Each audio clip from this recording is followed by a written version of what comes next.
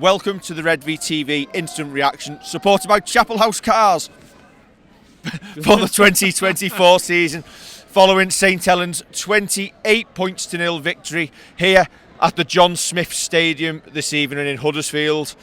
Kevin, the world champs, when we're filming this, very, very professional tonight. Yeah, I think that was it. It was an ultra-professional performance.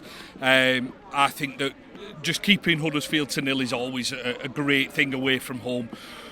But out there, we just looked in control of the game from the start. Maybe didn't quite get the points going on the board as early as we might like, but I just think we were in control of the game all the way through it. We look so strong in the middle. Big, solid. It's like a wall. And over these first couple of games, listen, London wasn't a great test last week. Huddersfield a lot more so tonight. We don't look like conceding that many points at the moment. Well, we didn't. Well, yeah, exactly. We've gone out there and we've put on a show of, as you say, strength down the middle, being able to roll our forwards because we lost Matty Lees quite early, and still be able to put in that dominant game. Now, I was speaking to Martin Harvey, who's been on here. I was speaking to him this morning, and he said that he'd seen bits of Huddersfield Lee and neither were great. I know we backed Saints by 8 to 10-ish, and we've got fans here by 8 to 10. But I don't think we had to worry about the points tonight because we were always going to just push on, weren't we? Starting off, getting the points on the board, Super Matty Whitley, once again, showing the prowess to get on the end of that initial little dab through.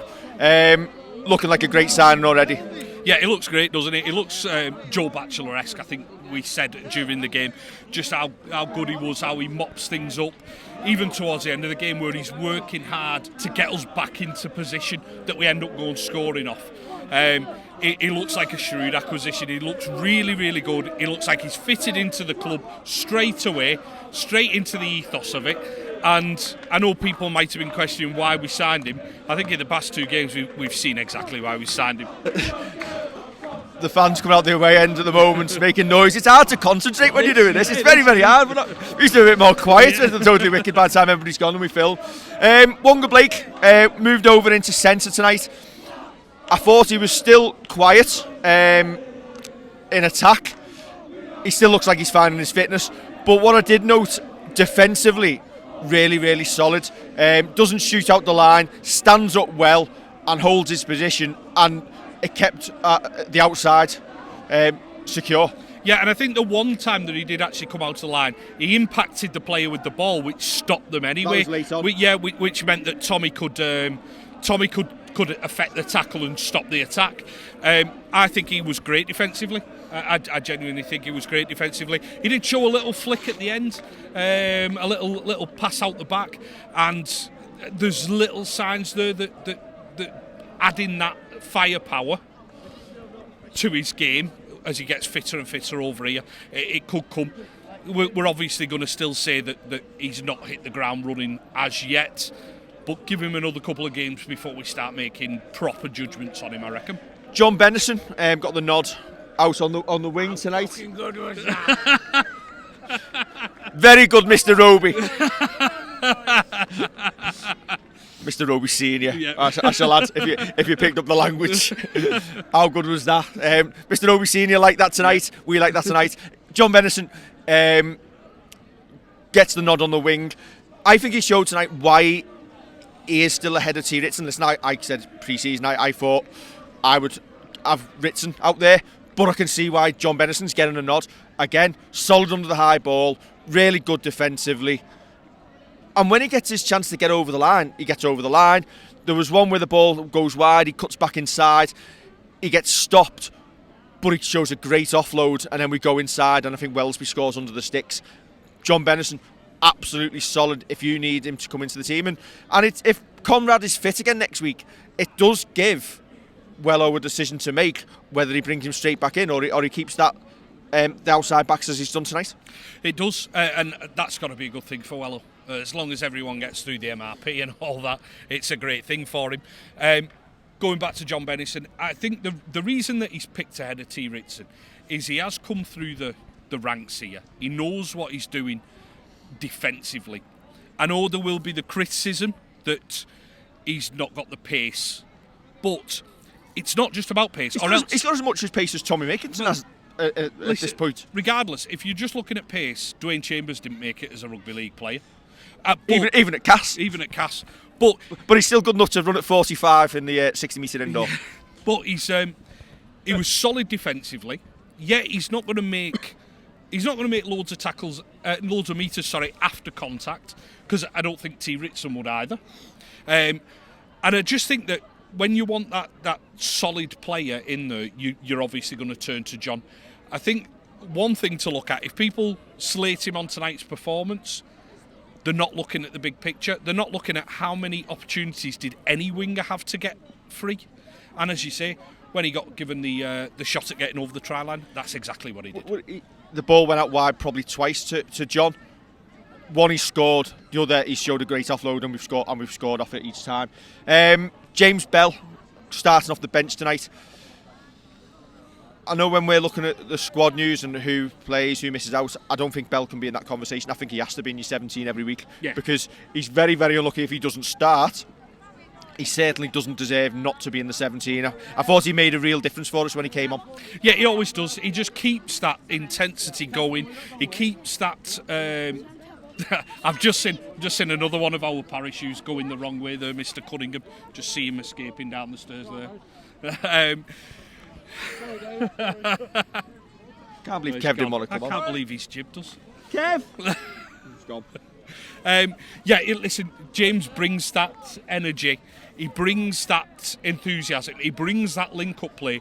He's got to be part of his 17. He really has. When he's fit and he's firing, he's such an addition to us. He really is. And getting him and Morgan Knowles working in tandem, and I can see Knowlesy maybe going into props when needed. Getting them two working in tandem, it'll only be good for us, mate. Absolutely. Darryl Clark, thought he was great again. There's quite a few who were great tonight. Oh, we could go through. Curtis Sirenen was great. Yeah. Sirenen, excellent. Yeah. Thought Doddy probably had one of his best games in the past 12 months. I thought his kicking was good. It was a little bit.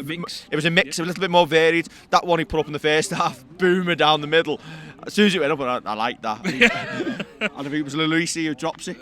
Lollahea. Yeah. Well, at least he's been a long time retired.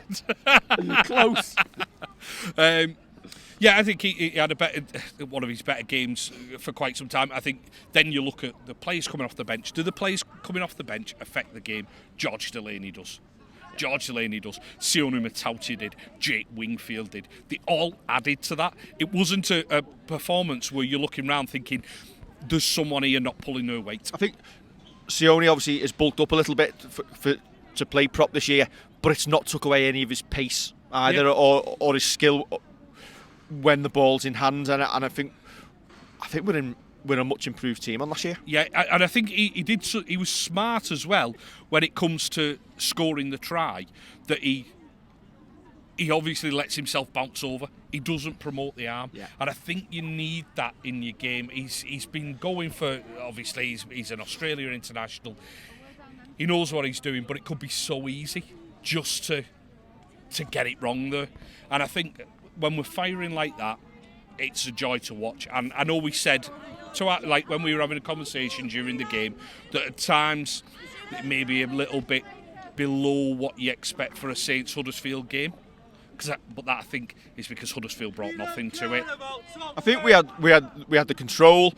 One thing we did discuss in the first half, especially in the first half hour, in previous years we've always had our outside backs, Tommy Makinson, John Bennison if he's on the wing, taking in first and second carry.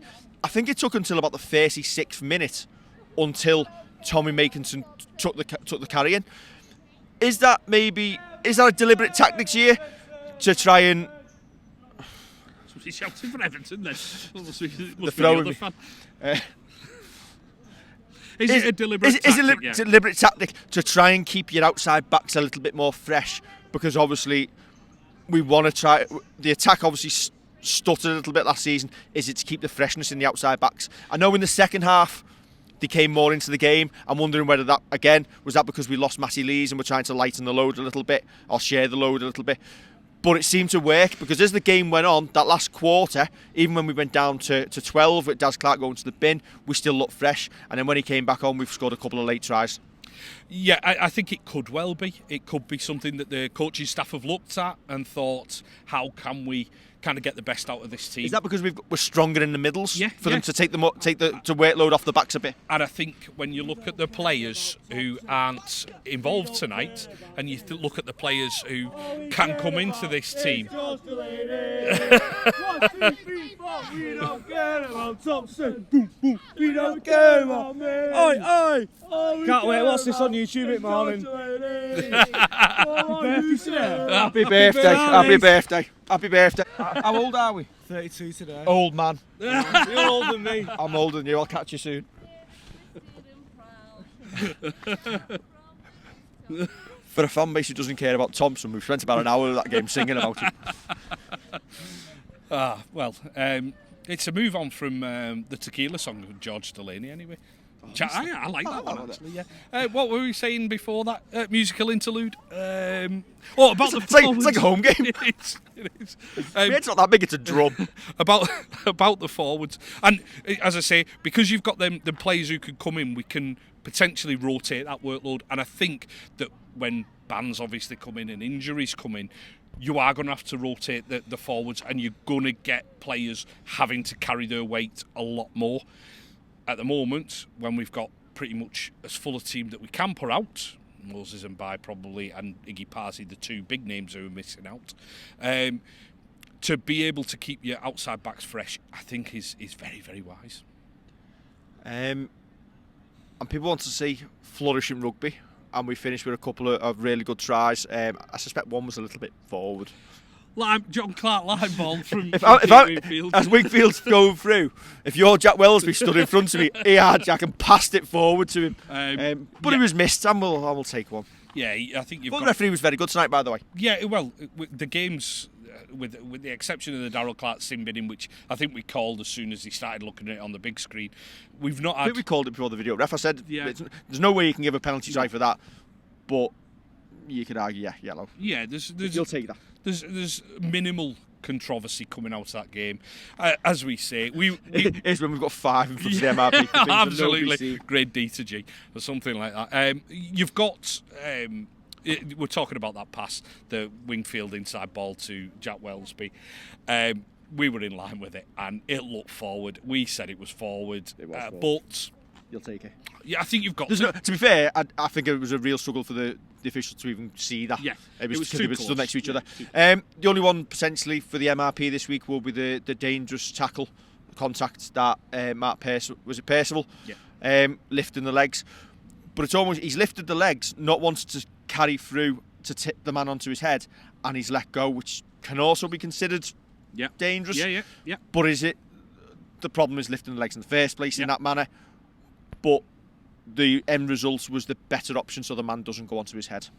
Yeah, I don't think it's as bad as the Harry Smith one. And he got nothing. Yeah, and I'm going to be consistent with this, that we don't want to see them challenges in the game. We don't want to see legs being lifted and people going across. It's almost like he realised halfway through that, oh no, I shouldn't be doing this. But if others are aren't getting banned for that, then I see no reason that Percy should. No. All in all, a very, very professional Saints performance. Probably the most professional performance I've seen from a Saints side here. Although I think that is now, is it 8 wins on the bounce away here? Yeah. I think the last time we lost here was 2017. It always feels like a bit of a bogey ground where the games are always tight and close. That's as comfortable as I've seen Saints against Huddersfield, and I don't think they did a lot wrong. We were just too good for them. I just don't think. This is going to sound really harsh. I just don't think they necessarily had a clue how to play that game, the game that Saints brought tonight. I don't think they looked clever enough going forward. I think to not even have a try, say, disallowed for through going to the video ref. I think to not even get over the try line with the ball is criminal at home. I just don't think they were very sharp. I think there's a lot to fix up there, and possibly if they're missing a couple there tonight, they'll be able to bring it back round. But I think that, as we said before the season, that we had them in 8th place, I think it was. Might be accurate. I think that performance, when we only see Huddersfield every so often, that performance kind of underlines why we had that. Yes. But yeah, we were patient. We took our chances. We had one that was forward, but we also had one that was blatantly not forward when Lomax puts Dodd through. So all in all, it was levelled out in the end. Yep. Out of 10, Kev, what do you give that? I think I give it an 8. I think there's room for improvement. I think there's points that you probably could add to that. But all in all, you're coming away from that, and if that's round 2 and we're playing that well and we're going to go through the gears, hopefully it's going to be a great season for us. Happy days. Don't forget to like, share and subscribe, and we'll be back in the week for another episode of the Redvee TV show. Catch you soon.